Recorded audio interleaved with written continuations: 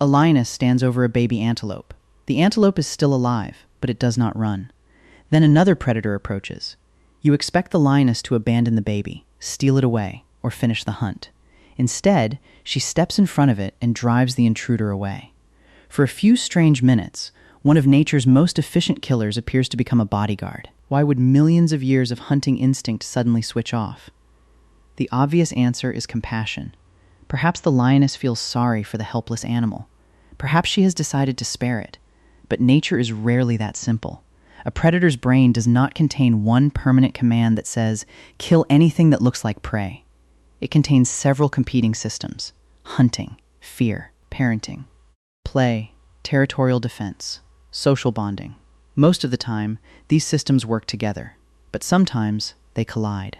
And when they do, prey can temporarily become something else. The first explanation is also the least comforting. The predator may not be protecting the prey at all. It may be protecting control. Imagine a leopard catching a young gazelle. Before it can carry the animal away, a hyena appears. The leopard stands over the gazelle, attacks the hyena, and forces it to retreat. From the gazelle's perspective, one predator has just saved it from another. But the leopard is not necessarily showing mercy. It may simply be defending a resource. Hunting costs energy. A failed chase means wasted calories. It can also mean injury, exhaustion, or hunger later. Once a predator has captured something, another hunter becomes a competitor. So when the leopard stands between the gazelle and the hyena, the behavior may look protective, but its real message could be much simpler. This belongs to me. The same action can have two completely different meanings. To the prey, it looks like rescue. To the predator, it may be ownership. But that explanation only works when the predator still sees the other animal as food. What happens when it stops trying to kill it altogether? Hunting is not one single instinct. It is a chain of separate actions. First, the predator notices something. Then it turns toward it. It stalks. It chases. It grabs. And finally, it bites. Each step depends on signals from the prey. Movement attracts attention. Running intensifies the chase. Struggling may trigger a stronger bite. Now picture a cat chasing a mouse across a room. The mouse runs, and the cat attacks. But after being caught, the mouse suddenly becomes completely still. The cat loosens its grip. It steps back. It watches. Then the mouse moves again, and the chase instantly restarts. The cat did not suddenly become kind. The signals pushing the hunt forward briefly disappeared. Some prey animals respond to extreme danger by freezing. Others enter a state called tonic immobility. Their muscles become rigid.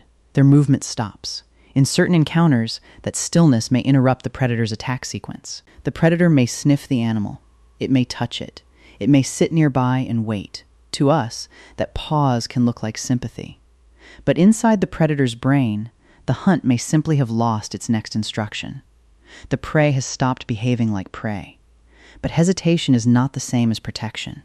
In rare cases, the predator does much more. It stays close. It carries the smaller animal carefully. It reacts when the animal cries. It may even defend it from danger. When that happens, another system may have taken control. Parental instinct. A mother must recognize helpless young quickly. She may need to respond to small bodies, weak movements, high-pitched cries, warmth, smell, and signs of distress. But those signals are not exclusive to her own species. A young prey animal may produce several of them at once. Small, vulnerable, crying, unable to escape. Around birth and nursing, hormonal and neural changes can make a female predator more responsive to infant-like signals and less aggressive toward young animals. Her brain does not necessarily stop to ask whether the baby belongs to the correct species. It may make a much faster decision. Something small needs protection. This may help explain rare cases of cross-species adoption or care. It does not prove that the predator understands morality in the way humans do. It may simply be a recognition error. The right signals are coming from the wrong animal, but even that error reveals something important. Evolution does not build perfect systems. It builds systems that work often enough. A mother who occasionally responds to the wrong baby may waste some time and energy. A mother who fails to respond to her own baby may lose everything. Natural selection may therefore favor a caregiving system that is sensitive, even if it can sometimes be fooled. But parental instinct is not the only explanation. Sometimes the predator is not treating the prey like a baby. It may be treating it like a playmate. Play and hunting can look almost identical. Both can involve chasing, pouncing, wrestling, pinning, and biting. The difference is control. During play, bites are often restrained. Attacks pause. Roles may reverse. A stronger animal may allow a weaker one to escape and return.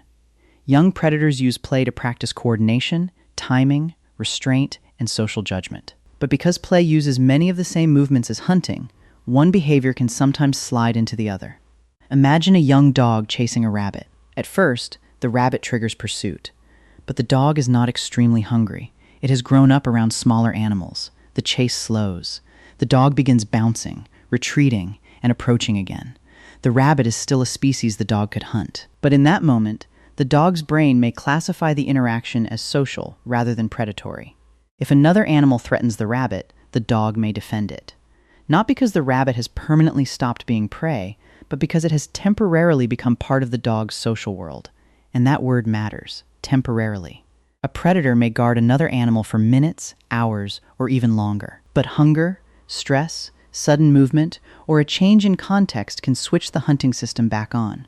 The relationship is not necessarily safe. It may be only a fragile pause between competing instincts. Humans like clear categories, cruel or kind, hunter or guardian, instinctive or intelligent. But predator and prey are ecological roles. They are not complete personalities. The same animal can hunt, play, fear, nurture, compete, and form attachments. Its behavior changes with hunger, hormones, age, experience, stress, and whatever is standing in front of it. So when a predator protects its prey, there may be no single explanation. It may be defending ownership. Its hunting sequence may have stalled. Its parental system may have been activated. Play may have replaced attack, or several of these forces may be competing at the same time. We should be careful before calling it compassion, but we should also be careful before calling predators simple. Evolution did not build machines that only kill. It built brains that constantly choose between ancient programs. And sometimes, for one brief and dangerous moment, the animal standing in front of a predator is no longer registered as food. It becomes something else.